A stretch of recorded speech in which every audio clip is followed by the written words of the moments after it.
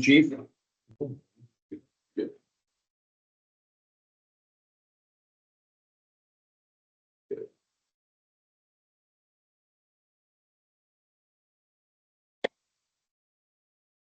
So these are certifications that.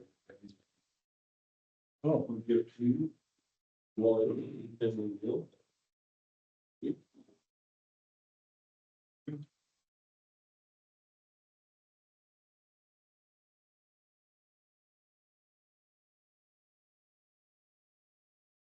Didn't they used to have a thing, was it called the abstract that showed the votes?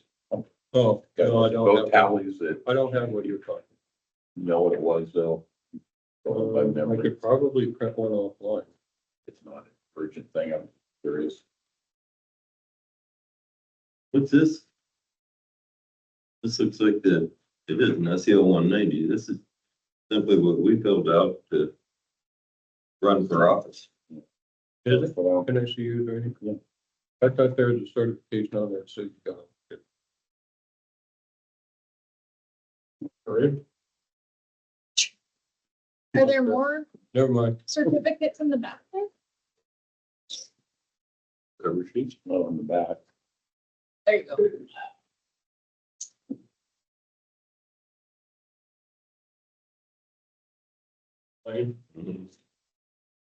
Oh, this is much more efficient looking than this, yeah.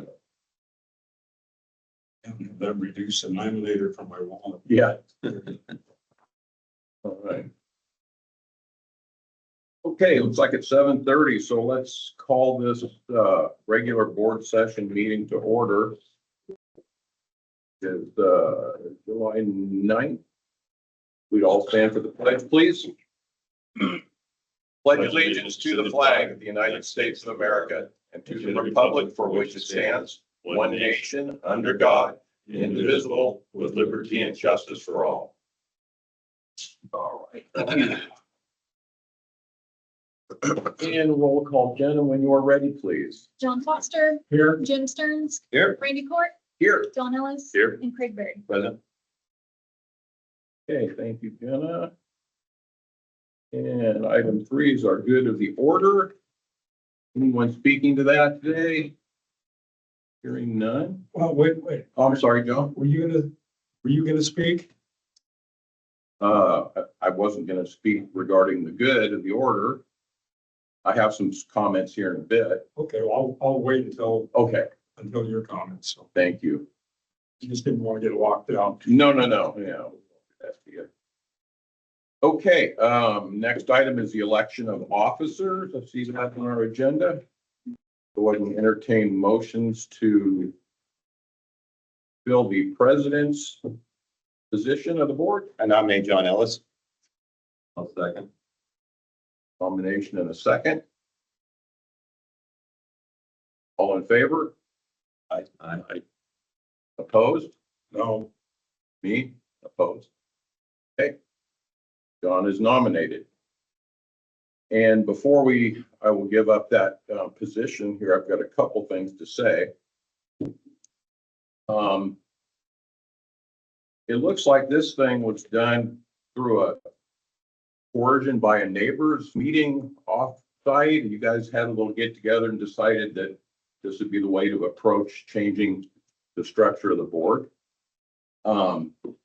Neither party contacted me to ask maybe if it was a good time to do that or spoke to the chief about it. You just decided to make a move. And I find that kind of an interesting way to do business. We've never done business like that at this fire district or in Oregon that I'm aware of. And I've worked for 5 chiefs in the past: Winfrey, Chief Ramsey, Chief Price, Chief Stearns, and Chief Hammond. I think it's really disrespectful to my tenure on this board to handle this in this manner, personally. We're getting close to a leadership change at the top, and I think that this move is going to be disruptive to our board environment with our current chief. You've been kind of disrespectful at times, John, and kind of talked down to people on the board. So yeah, I know it's hard to believe, I know. I've been told that it's always bad to have a fire chief on your board because they can't seem to keep away from operations. Now we have two of them on our board. Now we have one who's going to go into the leadership of the board, who seems to want to move the board into the direction that he operated when he was in California. And California is definitely a model that I don't think that we want to follow here down that trail.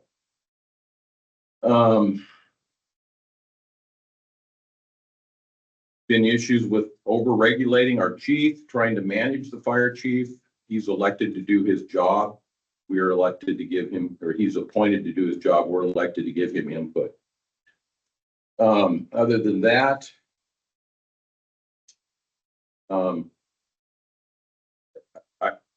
I've heard that maybe I'm not good at looking for alternative funding sources. Maybe somebody's better at that.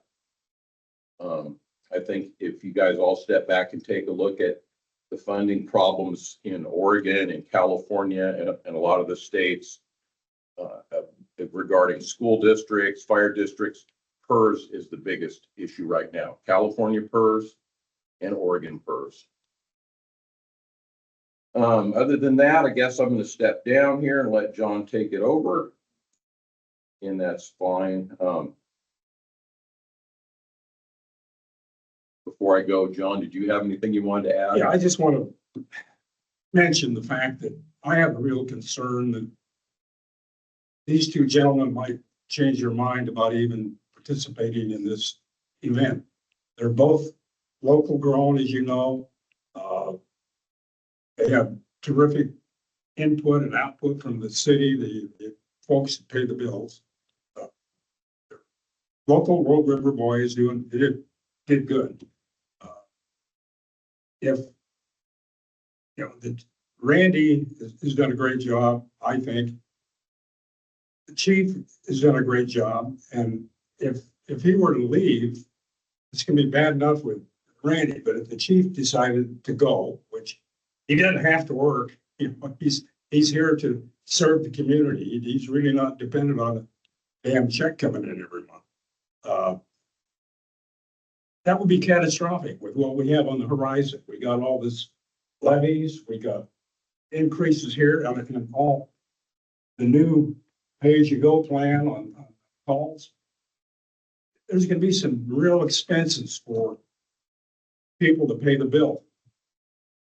And I'm very apprehensive as to what the reaction is gonna be.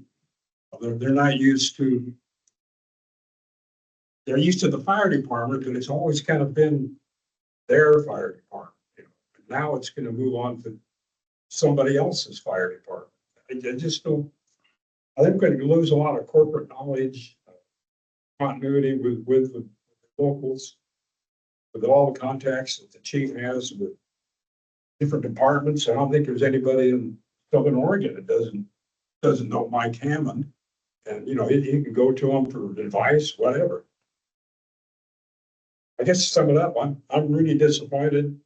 I have the same concerns that Randy pointed out on how this whole thing originated. It just bothers me, the whole concept. So anyway, thanks for listening. Thank you, John. And as I step down, I want to at least also say that I always appreciated your input and your knowledge of the fire service and how it works in Oregon. And you as well. I've tried to, you know, take knowledge from you as I ran this position. So at this point, John, you're up. Oh, there is just one last thing. It sounded like that TV guy. We were tasked at last meeting to get me some, email me some chief's task list. Nobody did that except for John. I brought mine to give to you at this meeting. Okay, And I brought mine to give to you also. you can keep it now. And John, I'll ask you to reconfigure yours and forward it to him. I won't share the one you sent to me personally. Okay. I can find it.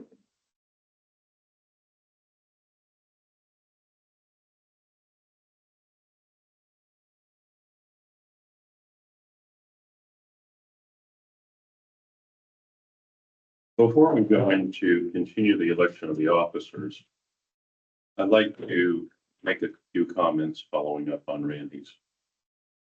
The first comment is that at previous elections and everything where you stated, Randy, that everybody went out and talked to everybody prior to, when you were elected president, nobody was conversed with.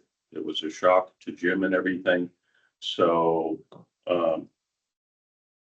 in regards to being disrespectful for that and everything, that was not the intent and that's not the desire. In regards to you feeling that I am difficult to work with and everything, I appreciate that criticism and I will work towards, if you feel I'm being difficult, please let me know. The goal of the board president is to set agendas, to set meetings and those things of that nature. The board president is only one vote. Everybody else on this board still retains their vote. It is not the goal. It is not the direction that we are out looking for anybody for negative actions or anything. Our goal is to see that the district can move forward and be in a fiscally sound position, and that we do so in a legal manner. You don't think those were my goals when I was the chair? You think I had some other goals? I'm not here to debate how you were, how you are, or where we're going. I'm just saying this is where we're at right now. And I respect you. In public, Mike, you don't need to worry. I'm going to work with you, not against you. With that, I'd like to open up for nominations for vice president. Nominate Jim Stearns. Second. Those in favor? Aye. Okay. I would like to nominate Randy. Second. Those in favor? I, Aye. Like to open up nominations for secretary. Nominate. I can't say. Craig Berry. Craig Berry, thank you. Second. Those in favor? Aye. Aye. Aye. Opposed? Okay. We have new officers. This time we're going to do the annual appointments for the budget officer and the board clerk. You can make it. Correct? Yeah. Those in favor? Aye. Aye. All right, moving on to public hearing. This is in regards to ordinance number 2025-1. This is the adoption of the cost-based fee and rate for response services and administrative services, and allowing for future board amendment of fees and rates by resolution. I'd like to open it up for public comments. John, the ordinance is required to be read. The beginning of it is on page 4 of your board packet. That's unless we make it available to the public, which we have done and advertised to that effect. So you can read the ordinance by title only if you choose to do so. Does the board agree upon reading in title and number only? Yes. Yes. Jackson County Fire District, Rogue River Rural Fire District. Ordinance number 2025-1. An ordinance adopting cost-based fees and rates for response services and administrative services, and allowing for future board amendment of fees and rates by resolution. So this ordinance is required to be presented to the public twice. This is the first of those two. We did advertise this meeting as required. This ordinance was provided to us by our attorney. What it does is it gives the board of directors authority to establish fees by resolution only in the future, which makes it a much more efficient process than what we have now. So after the next meeting, if there's no changes, any changes we will incorporate. If there's no changes, then this will be recorded with Jackson County, and along with the fee schedule that you see shown as Appendix A, and that begins on page 10 of your board packet. I had a question about the open burn fee. Isn't that a DEQ domain? Outside of fire season, it is. Inside of fire season, it's not. And we currently don't charge for that. Okay. It'd be up to the board to decide if you want to put that on their fee schedule. The attorney did put it in the ordinance in case you decide to charge for it in the future. So it doesn't exist until it's in the appendix. Is that correct? So I had a couple questions on page 11. Certified copies. Who certifies?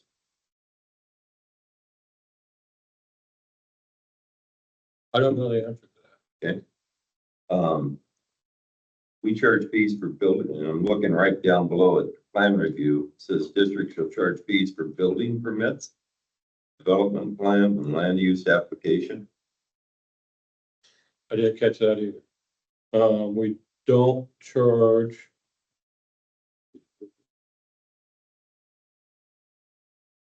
I would say that on plan review fee, the development plan would be that. Is that true? And this is for reviews of, I see the word reviews after there. So I'm just wondering, do we currently review building permits and charge a fee for that, or? No. We do plans reviews in certain cases. And I know we get notified on land use applications, but I don't know if we do anything for them. Right? We driveway inspection. Right, but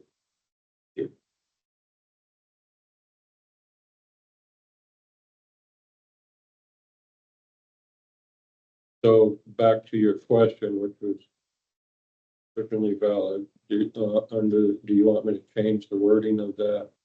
I just wanted You want it to be accurate. accurate, reflect what we actually Okay. I'll work on that. do. Would that be more appropriate as plan check review fees? Yeah, I'm just not sure what we do. I mean, if there is, I'm certain that at a certain square foot point, we review sprinkler systems and that kind of thing. I don't know that we review building permits or development plans, well, development plans to make sure they have ingress egress. Probably not land use applications. I'll work with Captain Gavlik and I'll clean up the wording a little bit. Make it what it is. Okay, thank you. And then on the certified copies, find out who the certifying official would be, and I would assume that would be the fire chief. Yeah, no. Yeah. Okay. Or if we even certify.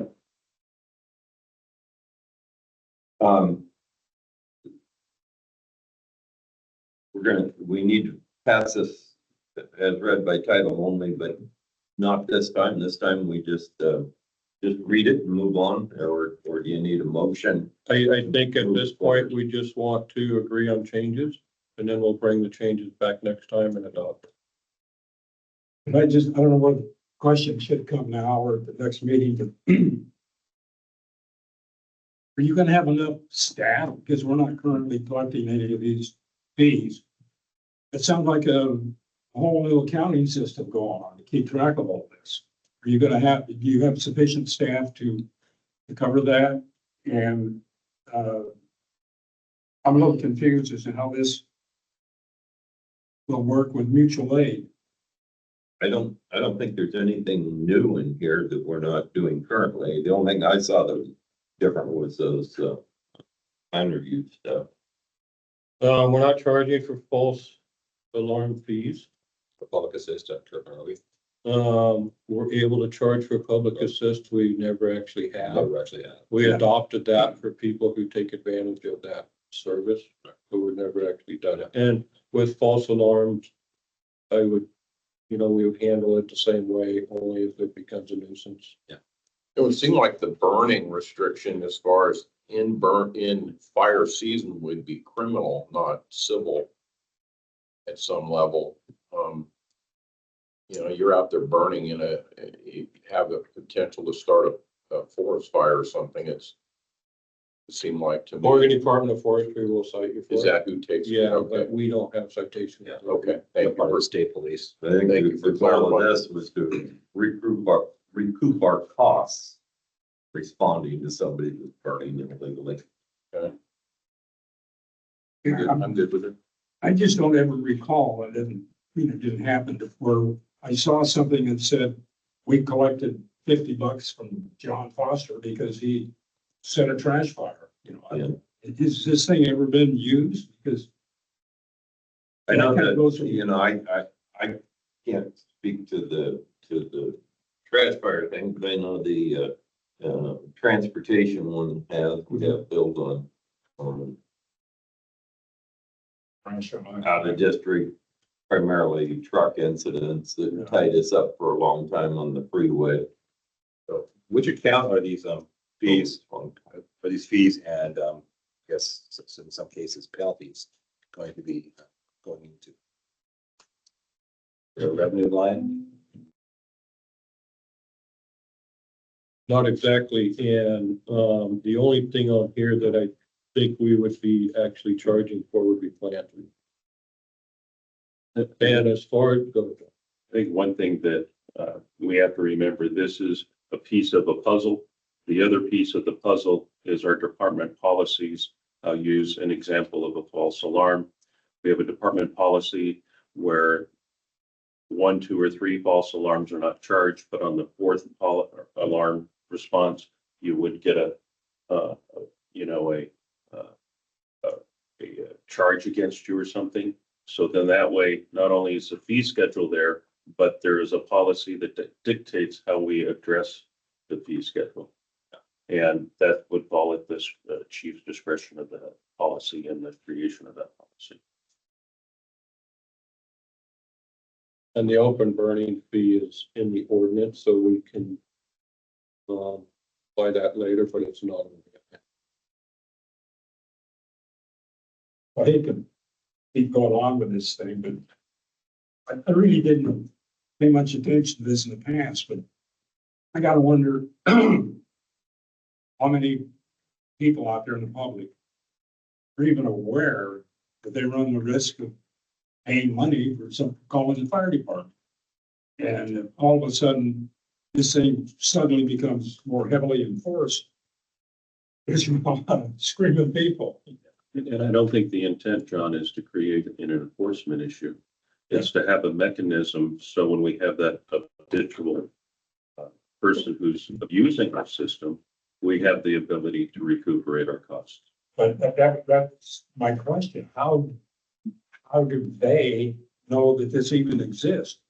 Well, an example is if you have a person who has a fire alarm that keeps going off, the responding crews and or the chief will advise them at that time, hey, we have another response out here. You will be, subject to a fee. I think in practicality, the public's not going to see these fees, only the increases. So just to be clear on the open and barrel burning part of this, this is not going to add any more restrictions to open and barrel burning in the burn window that it's legal to do. Correct. It's not, because in my voter statement, I advertise that I support open and barrel burning done during the proper times legally. We follow Oregon Department of Forestry regulations. We're not going to become any more restrictive of that. Okay, thank you. Any further discussion on the public hearing? Okay, with that, we'll move on to the minutes. Take a minute to review the minutes and then we'll begin.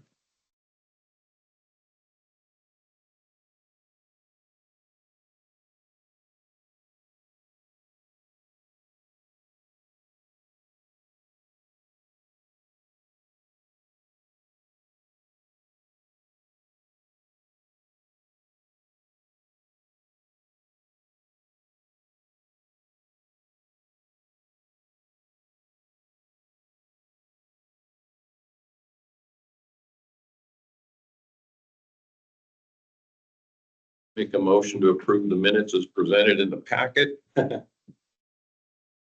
Second that. You have comments or? You should make the motion. Well, Oh, okay.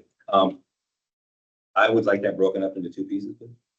okay, Why would you make the motion, Craig? I'd like it, I will approve the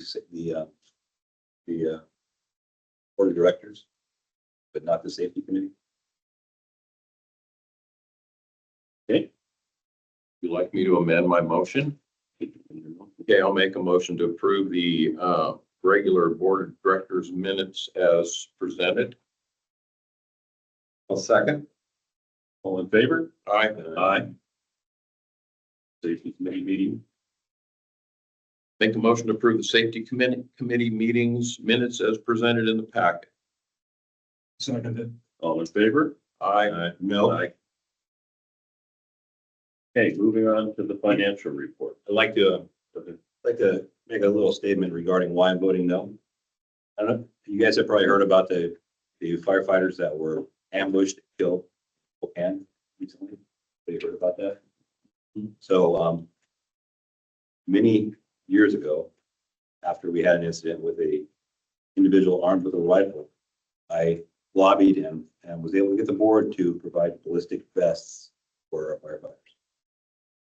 When we purchased the vests, they were suitable for handguns, small caliber, not suitable for the threat that initiated a rifle. I think it was a 308. And so I went to the chief and said, we should consider getting plates that can handle a rifle slug going through your chest. A couple $100, and the vests are made to accept the plates. And said they didn't want to go that route. And I wanted to attend a safety committee meeting to make sure that I could explain the situation to the safety committee directly. I was first invited, and then I was uninvited to the safety committee. And I was told that if it was anybody but me, they could attend the safety committee. So Anybody but you? anybody but me specifically. Who said that, Craig? Mike Hammond said here in open session. So I will be voting no in perpetuity until that policy changes.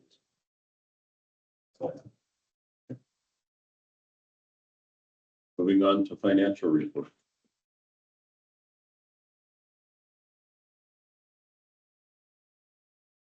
Anybody have any questions or comments on the financial? Give me just a second to find it here and see if I need any notes. And I went through it. So this is the last period of the budget, and I feel like we ended pretty well. We went into this next budget assuming that we would bring forward about 1.6 million, and we're actually above 1.8, pretty close to 1.9, so that's a benefit there. That's the good news. The bad news is this is a very expensive month. Accounts payable was about $90,000. Little above average, and there's nothing in there that's really alarming. Everything that we paid for was budgeted and expected. Like I know we've had resources going out under mutual aid and everything. Have we gone out under any fire marshal reimbursed? So yeah. The deployment to the Alder Creek Fire was conflagration, so we'll get paid for that. That was a water tender that's worth $80 an hour. 2 firefighters on it. It's gonna be about 40 hours of available time, so we'll get money back from that. Everything else has been. I'm ready to make a motion to accept the financial statement as presented. Do we have a second? I'll second. We'll call vote. John Foster, Yes. Jim Stearns. Yes. John Ellis. Yes. Randy Quirk. Yes. And Craig Berry. Yes. Okay, moving on to correspondence. Do we have any correspondence? No course. Okay, old business, fire protection contracts.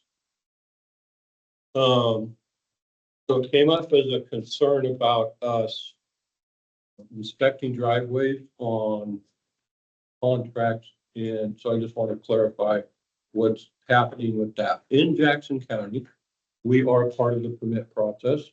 So if somebody is going to build a structure, then we inspect the driveway to Jackson County standards and we sign off on the permit process. In Josephine County, we do not.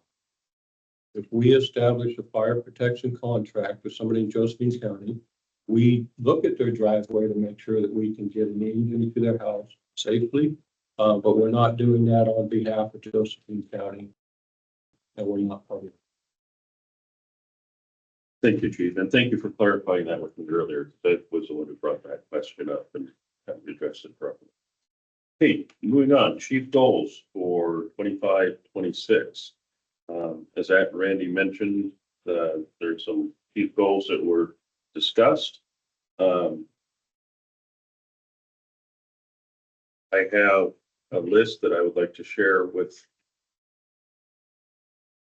board members for discussion, comments. I take one also. I did not make copies of my list. Can we get copies? Maybe we should.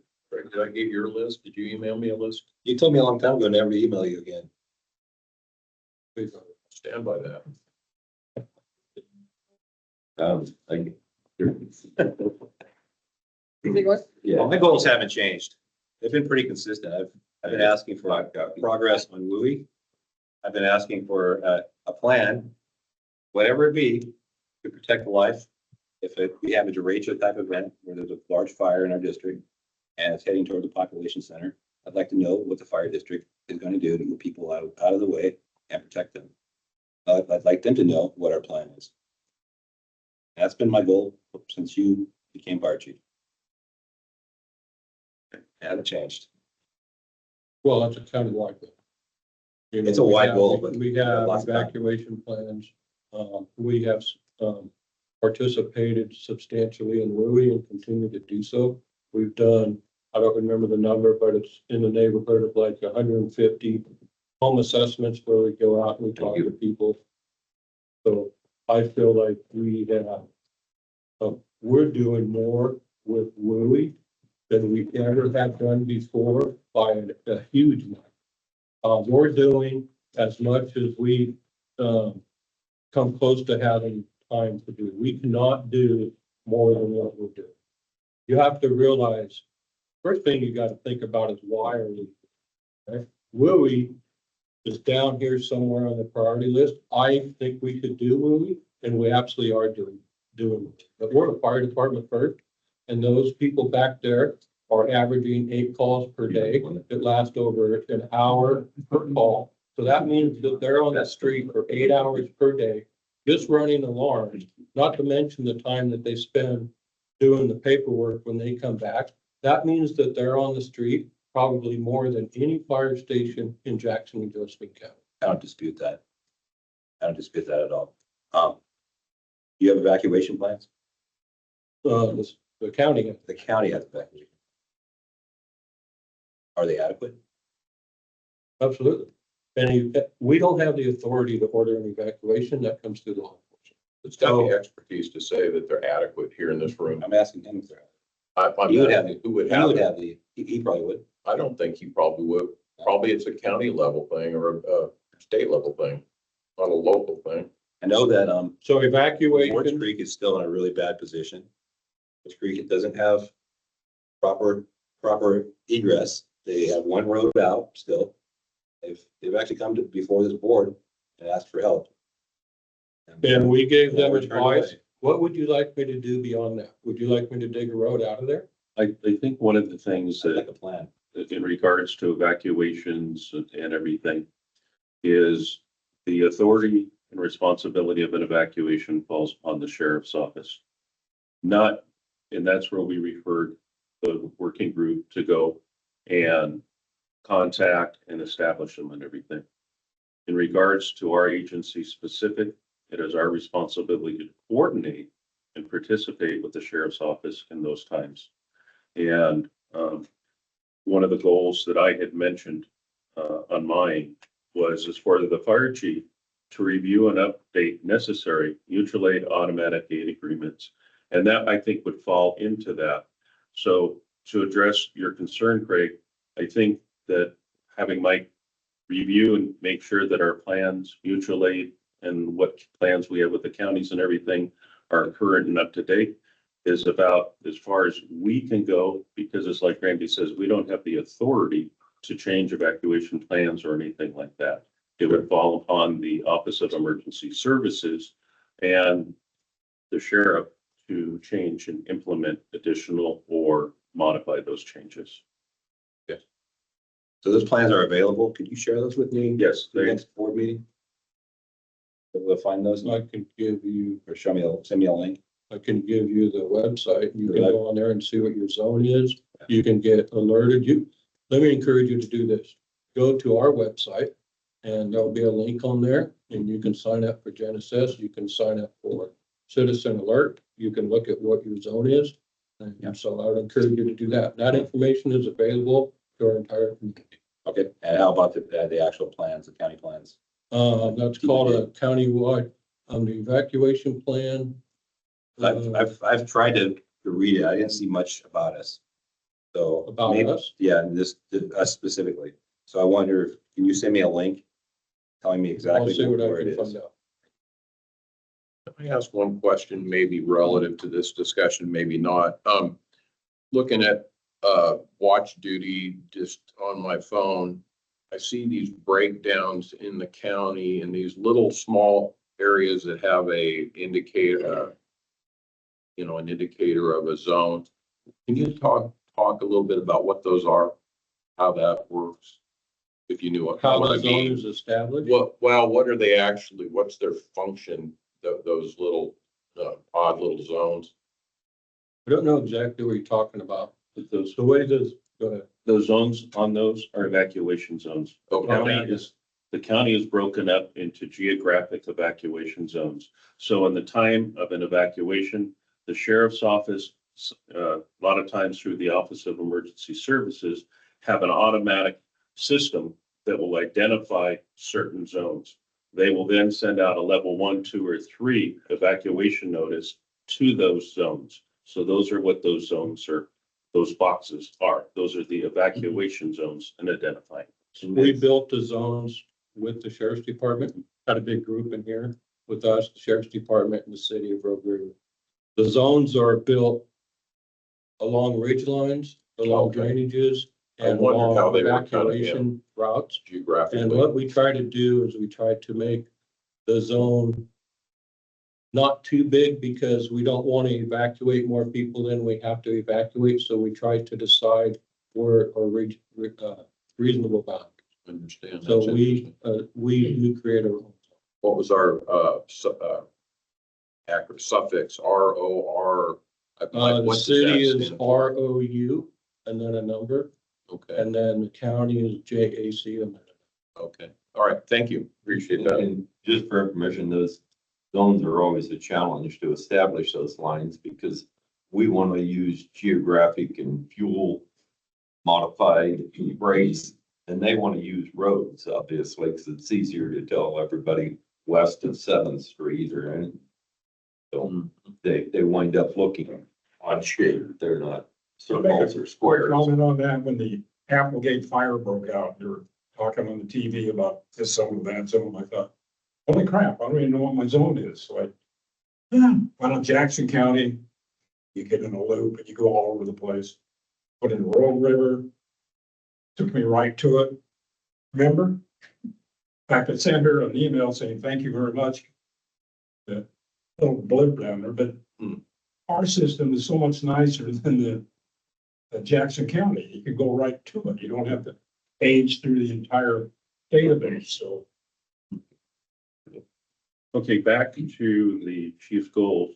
Right, excuse me, John, before we, I have a copy of mine, I don't know, did you hand out yours? Yes, I did. They didn't make it to me. I sent my There you go, yeah. email to Brandy, Yeah. and I don't know. I'll have to probably go home and pull it I back don't up. want to take your last copy. Is there another one of these? No, we're good. Okay, John, I have yours, a paper copy of yours here if you want it. Either that or I can, Make copies for everybody or? There you go. yeah. As Jim's gonna get all this stuff. My bet is we've hit some of the same things and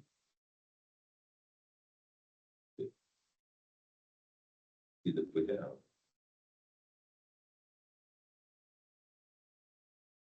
I don't want to come up with 20 goals, but maybe a hand, mill it down to, 4 or 5.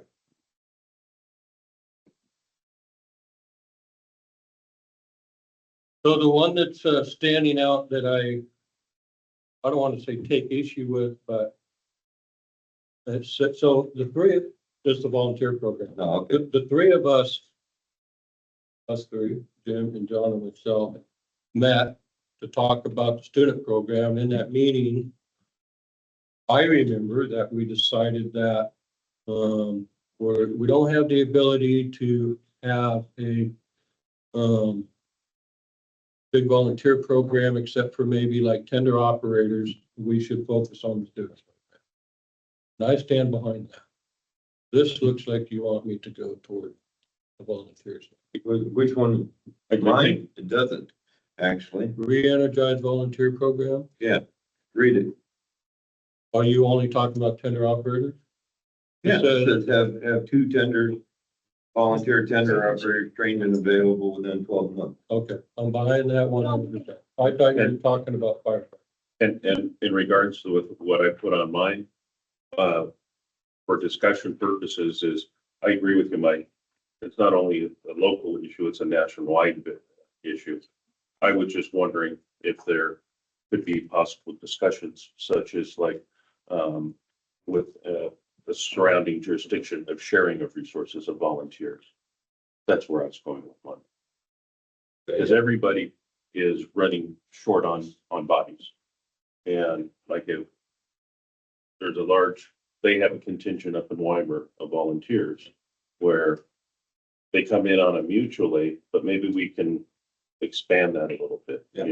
That's a good idea. to participate in some of our trainings and So there are some real logistical problems with that.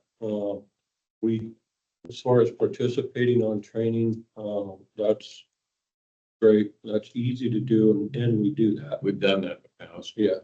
But as far as sharing the personnel, that means that those people have to be trained with our policies, our equipment, our apparatus in 2 different locations. But they're gonna come help us on an alarm. I would assume they bring an apparatus with them that belongs to, say, Fire District 6. So I think we should train together, but I don't think we should share personnel. okay. So, Can I, Mhm. before we move off that one, the other thought that I had, and I kind of touch on it down there. I think when we talk about volunteers, I'm not just talking about volunteer firefighters. The tender operators are, but I think there's opportunities to utilize volunteers in public information in a number of different places to help take some of the load off the organization.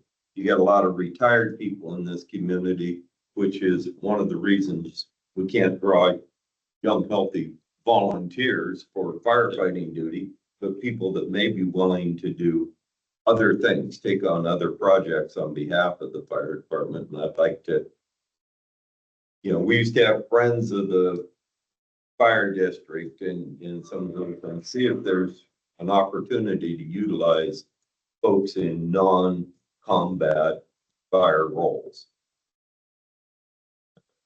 I mentioned on one down there, keep our electronic media presence up. That could be done with a volunteer. I mean, somebody that's trained in what's okay to put on Facebook and what isn't, and put press releases out, if you will. That's where my thought was with the utilization of volunteers. I think we can reach out to the public and put a general, statement out like, would you like to be part of your fire district? You don't have to be a firefighter, you don't have to be an EMT. Before I did that, I would probably sit down with Jenny and Jenna, maybe the captains, and say, you know, what can we let them do? Yeah, identify the tasks that would help. You know, you don't want to create work, but identify the tasks and then start to volunteer. Yeah, you know, I came here, geez, it's been 1999, so is that 26 years ago? And Winfrey was here, we had friends, we had probably 15 volunteers. And I don't think it's all just demographics. I think some of it is us. Maybe we don't put effort into training. I realize that there is some demographics, but there's volunteers out there that we could have. Weimers has 15, 20.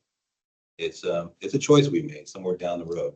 I recall jumping through all the hoops. You know, I went and got I came here as an EMT. I already had my firefighter and had to go back through all their paperwork. I had a pumper operator. Never got to drive because I had to drive on every single road, down every piece of pavement before I could respond in an apparatus. Every road in the district. I mean, some of the rules they have are they're onerous. There's no point. I can read a map. Right? I know the district well. I don't need to spend hours with a coach driving every single road in the district. Things like that. So I think some of it is just our attitude towards volunteers. It had been good. And somewhere along the lines, change of leadership, it got bad.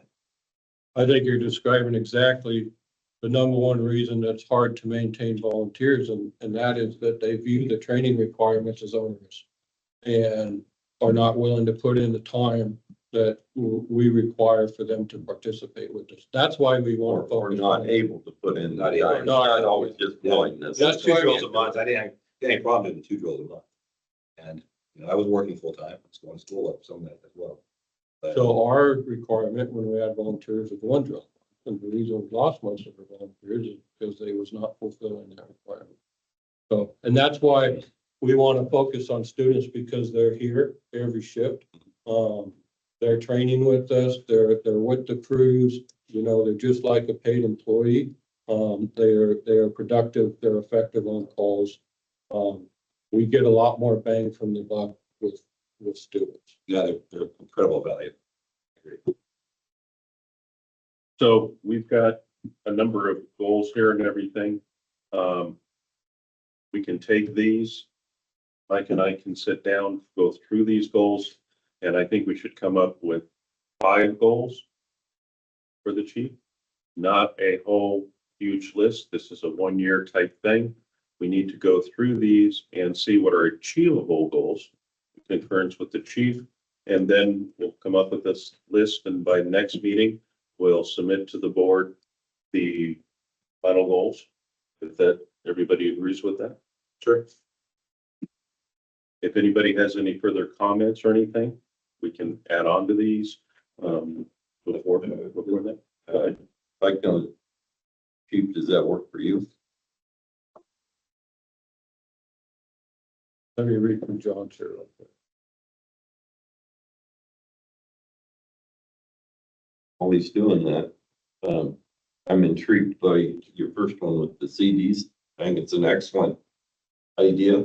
I'm curious, our funds are currently put in, local government, what is that? LGIP, local government investment pool. And I'd be curious as to what the rate of return is. It does draw interest in there. Is the rate of return there comparable or? I think it is. I think they're getting a pretty good rate. I think my bet is they're about 2%. The CDs right now are 3.5 to 4. Yeah, I got the idea actually from my wife. She runs around to every bank in the county and she got these things going and shows me the statement and sometimes it's pretty darn nice. Right. But, and we'd want to be cautious of how much we're tied up because you need to have access. So that's to those. why I said short term. LGIP is nice because she can make a phone call and transfer right there with no penalty. Okay. Chief has no problem with us doing it that way. If everybody else concurs, I concur. okay. New business. Internal control. I'd like to refer you to page 36 of your board packet.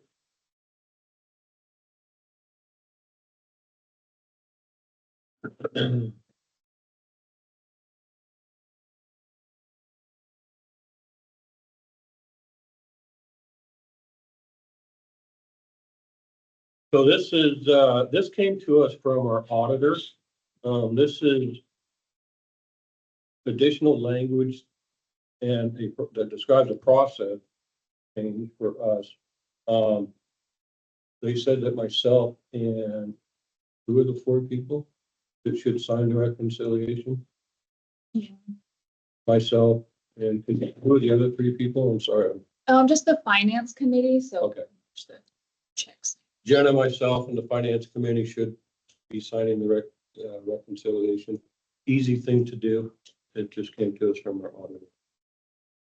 So we're requesting that you And, approve and this. this differs from what we're currently doing now.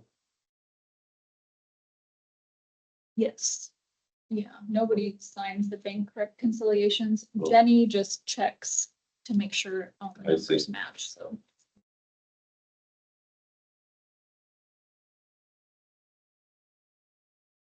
Do we need a motion on this?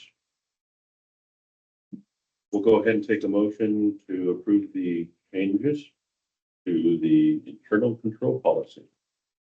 All in favor? Thanks. Opposed? Okay, resolution R 25-26-002, $200 donation from a citizen to employees. So I received a $200 donation. This is one donation of many I received throughout the year, and it's just an indication of those guys right back there and the performance they do in the community and what people think about it. And we're gonna buy a barbecue. Okay. Being it's a finance thing, do we need a roll call vote to accept it? Wouldn't hurt. Right, John Foster, Yes. Jim Stearns. Yes. John Ellis. Yes. Randy Court. Yes. and Craig Barry. Yes.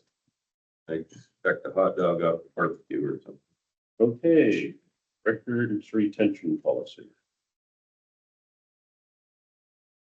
So the discussion came up in the last board meeting, mainly about minutes. So if you look at page 41 of your board packet.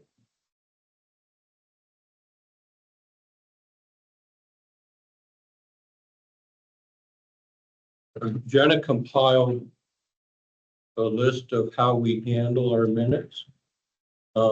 This is a small part of several pages that we have that describe how we maintain records. We have to maintain everything from training records to vehicle maintenance records, and they all have different time standards. So we have all that information, we follow it. What you have on page 41 is just the requirements for a meeting type records. And the policy, the records management policy begins on page 38 of your board packet.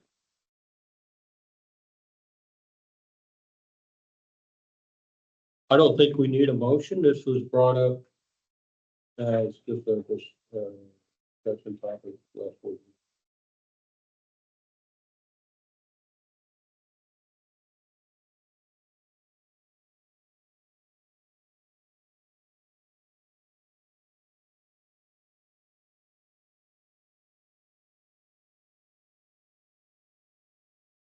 Um,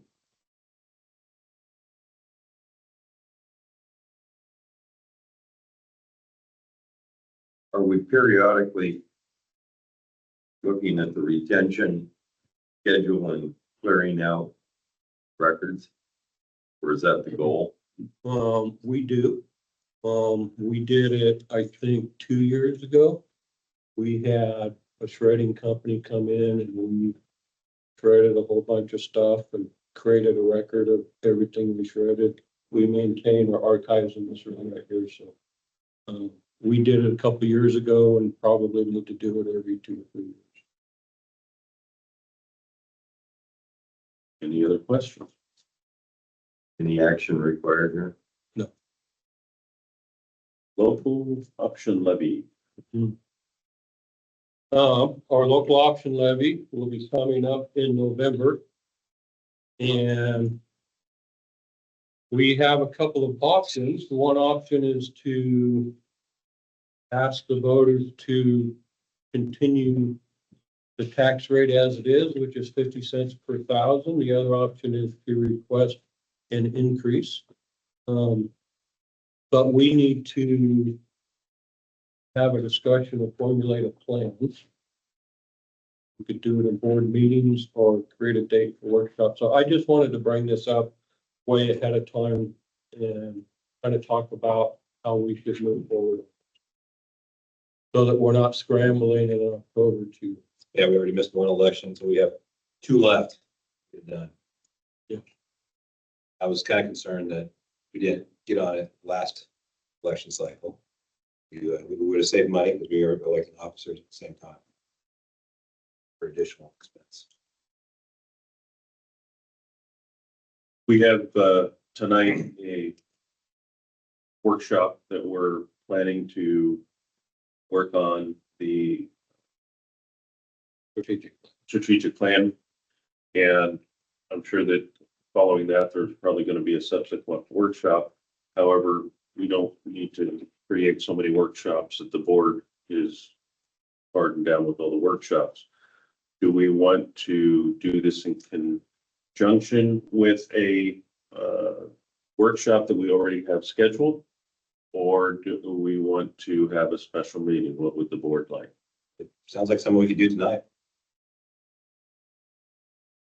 Yeah, I don't know. I don't have a feel for how long of a process this would be. My opinion on taxes are So pretty set in my mind, but So for discussion, do we, at this time, have any direction that we want to give to the chief? Do we want to stay status quo? Do we want to look at an increase in our levies? Do we need to have a meeting just on that to discuss that? I support staying with the status quo. Has there been, Mike, have you looked into the district's finances to see where we would be in the next 12, 24 months at status quo? Or if there is the need for an increase to be able to maintain our current level of service? I can tell you where we will be in a couple of years, fairly accurately. We can predict that. And what I can tell you is that financially, I think we're in good shape, status quo for at least another year, maybe 2 years. But the fact of the matter is that our revenue is increasing 3 to 4% per year, and our expenses are increasing 7 to 10% per year. So you can't stay on the track that we are currently on for an indefinite period of time. Something has to change. So your recommendation would possibly be an increase in our levy? That's a possibility. Another thing I was going to talk about in Chief's comments is House Bill, can't remember the number right now, I have it in here, passed its law, and that's going to enable us to assess 10 acres instead of 5 acres, which we currently do. That does not affect properties within city limits. And Fire District 3 is putting together a tool that will enable us to kind of approximate how much that's going to be worth. Even if I don't suspect it's going to be a huge increase because most of our properties that are valuable are in city limits. You want to offer anything on that? no, I agree. I agree. When I look outside the city limits at our rural properties, the value, we can currently, as you mentioned, assess the house in 5 acres. Raising that to the house in 10 acres, I don't think they'll have a significant impact on our finances.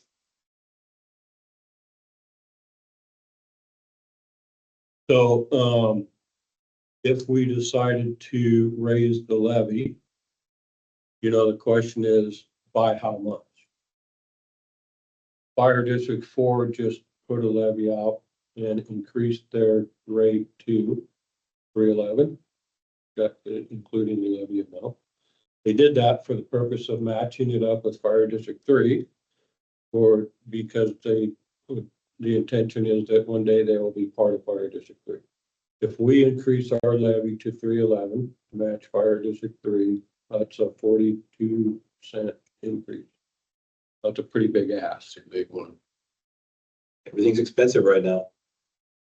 I get, my opinion is if we make the decision to increase the levy, I need to be clear on what we're buying for that, because when I talk to my neighbors, I got to be able to look them in the eye and say, this is what we'll be able to do. Likewise, I need to be ready to say, if we don't do it, our current levy, this is what's gonna happen. I'm not sure I have a clear picture. I understand that we can't keep going at our current process, because in a couple of years, we're gonna be short, but to put an increase out there, we gotta be able to sell that thing, and we gotta be really clear about what they're gonna get out of it. And that's probably a workshop session there, because that's a tough thing to put together. Do it. So. Well, let's plan on doing a workshop, maybe in concurrence with talking about the strategic plan. Tonight, we can come up with a subsequent meeting for the strategic plan where we can clearly identify a levy discussion. Yeah, we have a place on the agenda that says items that came up after the notice was published.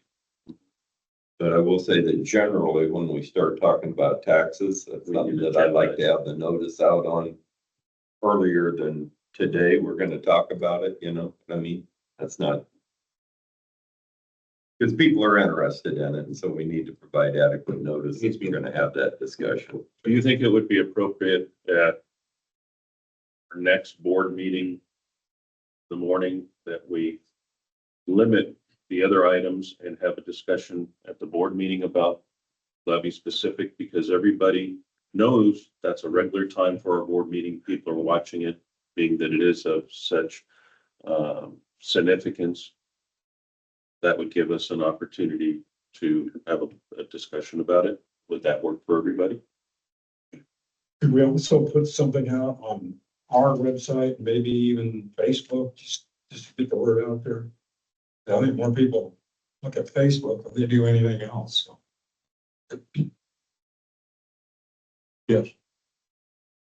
What do you want to get I a, realize you reckon that. At the same time, I don't want to cause panic, but get a bunch of public input and people coming down here telling us not to raise their taxes is what you're gonna get.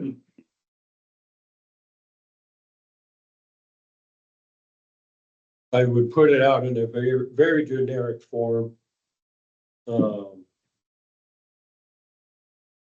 If you just We could actually we could advertise it along with, we have to advertise the ordinance for the next meeting, so we could attach it to that.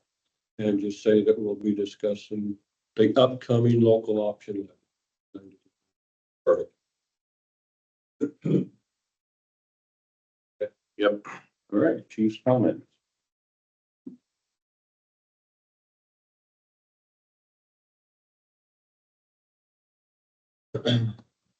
Well, it has been an eventful month.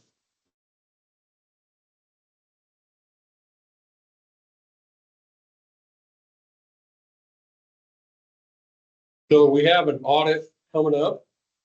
Jenny and Jenna and I have been producing documents for our auditor that's all due in August, so we'll get those over there. June 17th, we deployed to the Alder Springs fire as part of Rogue Valley Task Force 12. We sent our water tender with Lane Augustin and remind me who was with Lane? Matt Miller, sorry. They was over there for about 40 hours round trip. Everything went well. We'll get reimbursed for that. That was part of a conflagration.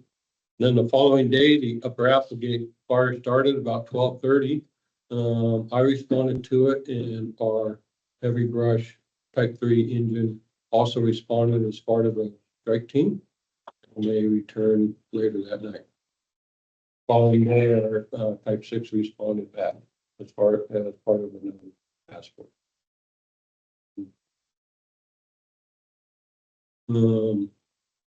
Along with if I can just interrupt for a second, here's from everything that Southern Oregon is extremely busy, got a number of so far small fires. 350 acres is the largest one going in the area. And I saw that the fire marshal's office mobilized a couple task forces just to pre-stage in Southern Oregon. They mobilized 2 initial response task forces, and they went to the Keene Creek, Neil Creek and Ashland. Neil Creek fire.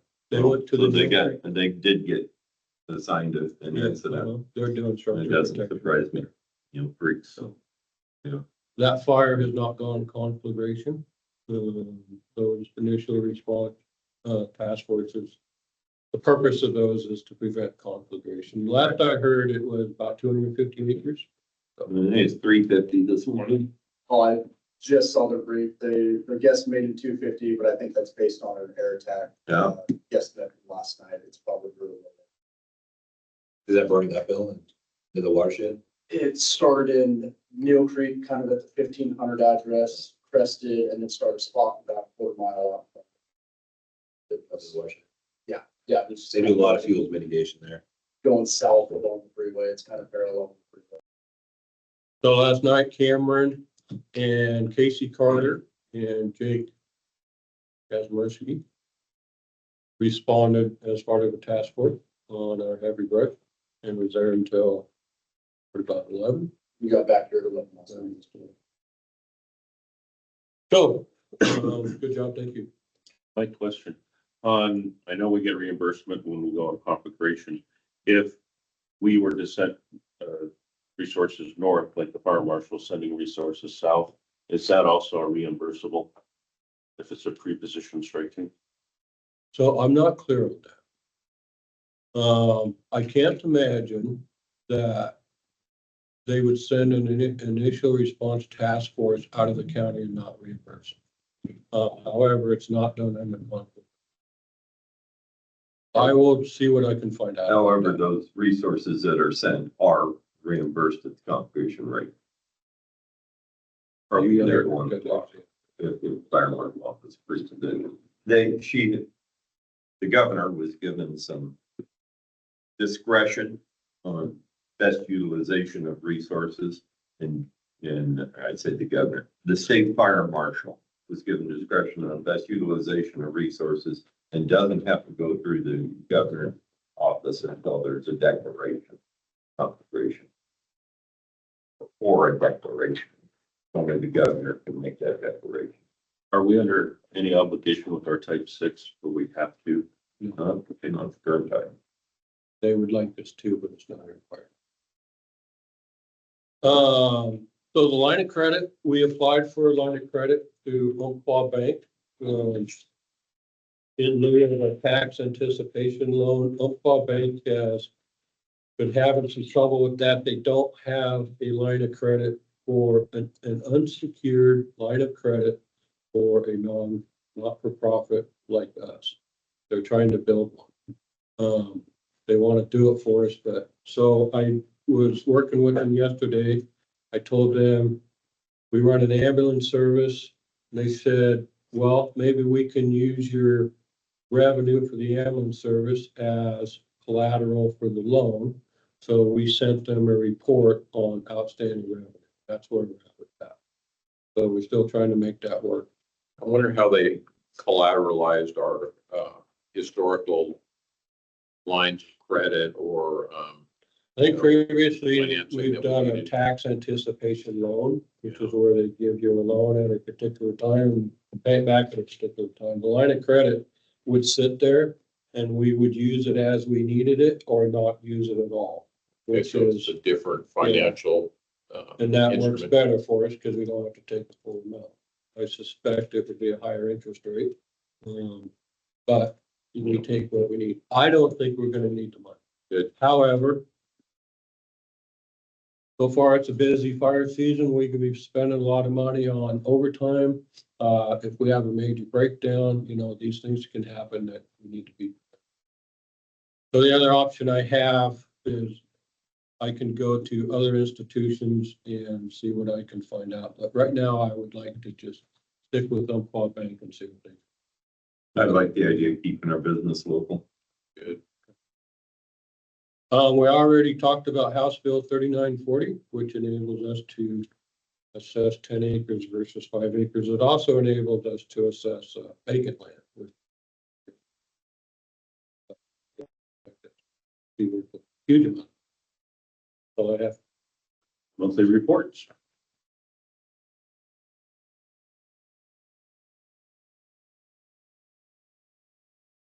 I had a question about the WUI class done by Captain Galvin. Parkview Mobilist Community, I'm sorry, but, the WUI class. okay, Are you familiar with that? a little bit. What did that entail? Well, he went up to the trailer park. Did he say it occurred at 315 West Evans? No, it just said WUI class. I believe it occurred at the trailer park across from Palmerton Park, which is 315 West Evans. Mhm. And he probably talked about, you know, vegetation and. Okay. I don't know exactly. Is that something that he initiated, or did they reach out, or is that something you Uh, continue doing? I don't know. He may have, but well, he would not have gone there and said, can I teach you a class? Probably what happened is the manager of the trailer park contacted us. Did you get any feedback Did I get any feedback from the residents? or from Galvin? Um,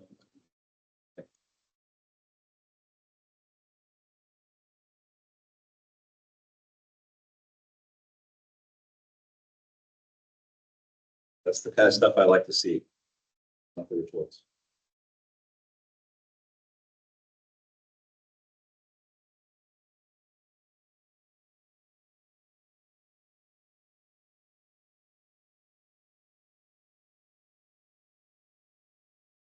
All right, any other questions on the monthly report? Motion to approve the monthly reports as presented. Okay. All in favor? Aye. Items that came up after the agenda was posted.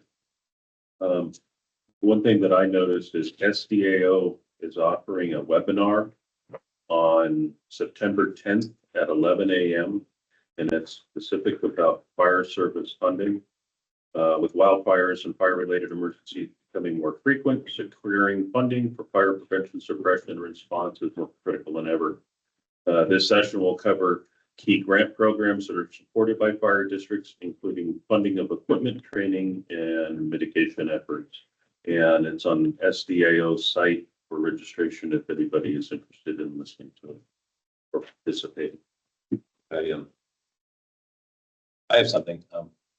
As you recall, last year we applied for and did not receive a grant to add batteries and solar power to allow us to be resilient and have electricity in case the grid went down for weeks or months or whatever.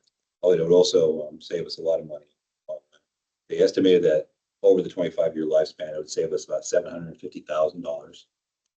And additionally, if we purchased American Solar panels, we were planning on doing racking and stuff like that, and inverters, there was also a kicker, and we need to verify that's still available, that basically gave us a tax refund for taxes we don't pay, so like a credit that you just get. That was close to $230,000, so a net of around $1 million over the course of 30 years. I received an email saying that they reopened that they want to get that money out of there as soon as possible. And I would like to reapply. Using the existing information we have. I've already put about 100 hours into it, so I'm gonna have to put a little bit more if the board agrees. The one thing we were missing then was a community engagement, community justice kind of thing. We kind of came up with some scenarios, and they didn't get any traction with them, but things like allowing the senior center to bring their food over and their refrigerators over somewhere to keep their food cold, allowing the pharmacy to do the same thing with their drugs. Some kind of engagement like that, as those we're engaged with the community, and this power is not just ours. We're not going to hoard it in the case that our community really needs power as well. So I would like the board to consider allowing me to reapply for that grant. Timeline is pretty short. I think it needs to be somewhere before September. So I'm bringing it up now. Discussion? How are they projecting a 25-year time frame when the devices haven't even been tested for 25 years? Solar panels were on the Apollo mission, and back in the That's a 70s. different panel than we're getting these These are- China panels. These are considerably better, and they're US made panels. Yeah, There's a considerably better panel now. I wouldn't buy totally into all those projected success rates on that stuff.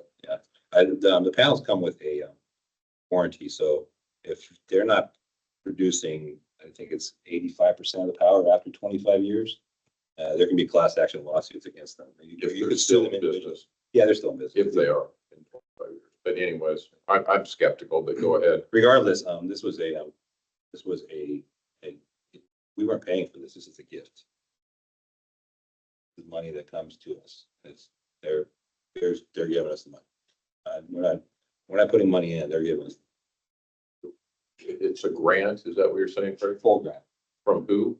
It's through the Oregon Department of Energy. So somebody's paying for it. The money doesn't come off the trees. It came from the legislature, our Oregon legislature, and they're pretty liberal up in Portland. Yeah. And we're paying taxes. The money's already been given to Ashland. Ashland, SOU, my alma mater, has gotten $4 million. They're supposed to spread it around. I haven't seen it begin spread around a lot, so I think it's time that this community got some of their tax money back. Only I could say that almost not daily, but weekly, I see something on the news where some gigantic solar company is going out of business and the solar panels don't work. The most recent one was up in Tonopah, Nevada. It was a huge complex. They had a tower, totally different concept. That's completely different. And it's gone defunct. It's blown up. It doesn't work. Everybody's billions of dollars are gone. Now, what happened is one of the Tonopah It doesn't work. reactors. Bottom line, it just No, doesn't what work. happened is the contractor came in and put the wrong type of insulation on it Exactly. and burnt one of them. And that contractor probably got sued and fired, but the other two are operating great. If you fly down to Vegas And and so go now through they've the got Mojave, you can see all it. these solar panels to get probably millions of them to get rid of. And they're a hazardous waste. There was even a thing about their hazardous firefighters if they go in and try to put out. Okay. Anyway, Well, I get my information from, things other than Facebook, so. I can't help Well, that. there's plenty of scientific news out there other than Facebook on these alternative energy plans. I heard we generate 3% of our electricity we use now with solar and wind. 3%. That's not very much. Yeah. So let's not get rid of hydro and natural gas and these other base load sources that are effective. Ridiculous, the green new scam. So kind of redirect here. I'd like to know if the board would be interested in me. So Craig, basically to summarize it, you're asking if the board will allow you to go forward with submitting the grant, and then we will see where it shakes out. Yeah, we don't have to accept the grant, but we need to consider how we can help the community. And that they gave me a grading rubric, and all of our engineering, our need, our community was great, but our ability to share that power, community justice, was a zero, and that was the deciding factor, and us not making the cut. So we need to figure out what we can do. to share this power. I suggested a few things. You guys have more. I'd love to include those. Greg, could you send me an email with your suggestions and the intent of which I will share with all the other board members?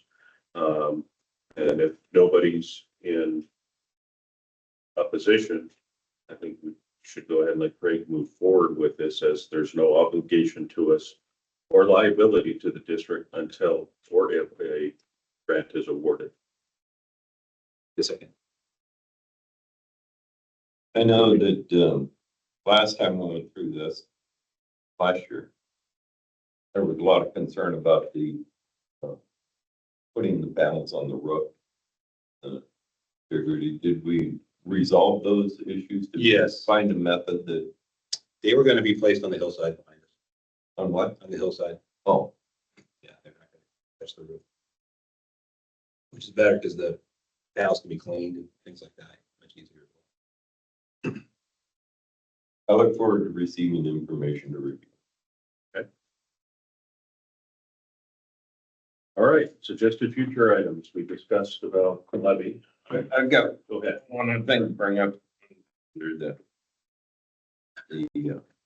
items came up after. We had the old, fire engine in the parade, and, only John was able to make it, but I didn't knock him off the top of the truck or anything with We'll never do the that belt and the again. clutch. Yeah, We'll never do that You again. guys look great up there. I didn't think he feared for his life, but maybe I'm wrong. It was fun. It was a good time, and I'm sorry I was late with the invite, getting it out to all the other board members, so I'm officially inviting everyone to, ride on the fire engine, the old fire engine in next year's parade. We'll put some kind of a banner on the side that identifies the board of directors, and put it in. That'd be great. It's fair. He did a great job. He didn't get lost. We didn't, Well, maybe at the end there, I did a little bit. She looks good. Kudos to John Foster for recommending that we get her out of the bay, just take up space and do something with it. Because Yeah. yes, I always admired that thing. It's been sitting there for a long time, and now it's on the road. And the other thing I'd like to mention is, because I was down here that morning, I got to, stand by and listen to the preparations that went on and talk with some of the guys. And Jared Estramato and the full crew, that was down here did an absolutely excellent job in preparation for that. They put together an action plan for the day. They staffed a booth over here at Rooster Crow. Good job on that. I'm glad to see our personnel out doing that. It was, overall just very well handled. And I'd like to give kudos to everybody involved in that. Yeah, they did good. They looked good. They looked good in the parade. I thought they looked good over there at Nikki's place. They had a lot of public doing tours and Perfect. stuff like that. I handed that whole thing to Captain Estramato some time ago. That's called officer development. I've been doing it for years, and the way that you teach people how to do stuff like that is you give it to them and then just get out of their way. So yeah, he did a good job. on He that. did an excellent job, as did everybody involved.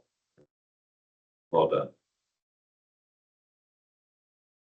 I have a quick question. Did we do the budget officer and board clerk? Or Yes, I we kind- feel like I was just trying to. I keep up wondered with you if guys. I just didn't we hear. did that, is the chief Bill dual roles there? Is he also the board clerk or? Jen is the clerk. Yeah. I think they mentioned both names. Oh, did he? I- You mentioned I'll both listen. names. Mike Hammond. Okay. All right, if there's no other suggested future items or anything, There's some documents that need to be signed, that need to have some name changes, so we will bring those to the meeting at 5 o'clock this evening. I do have a list of discussion items for strategic plan that I put together for myself. If anybody's interested in I maybe make copies and we'll give one to each. And I'm not saying this is a strategic plan. It's just items for discussion tonight. meeting and it might spark somebody else's interest in having something prepared for this evening. Thank you. And I did the same as well. Don't copy me.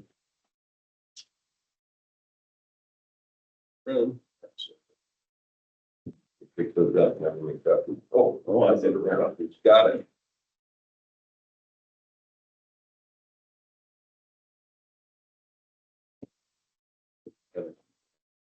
But he got them.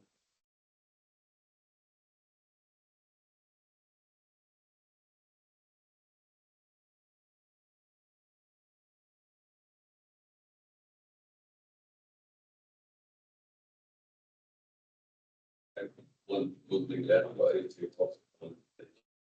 today, but I've been coming to these for a while and I appreciate what you guys are doing. Keep up the great work. Hopefully all the little fires to the south of us don't connect the dots and become a big fire, but you guys did an excellent job. Today was kind of the first time that in the mining business, we a lot of fights on the ground, all the spats, guys just go after each other for some reason, have a fight. The blood's involved underground, but they have to take the hand of it, and they get back to work afterwards. We all got to do this together. So I appreciate what went on that morning. And I just hope that all you guys can take each other's hands at the end of this meeting. Thank you. What you're doing. Certainly. I guess, thank you. You know, it's kind of there's 5 of us for a reason. If we all shared the same opinion, only one of us need to be here. That's So, real bad.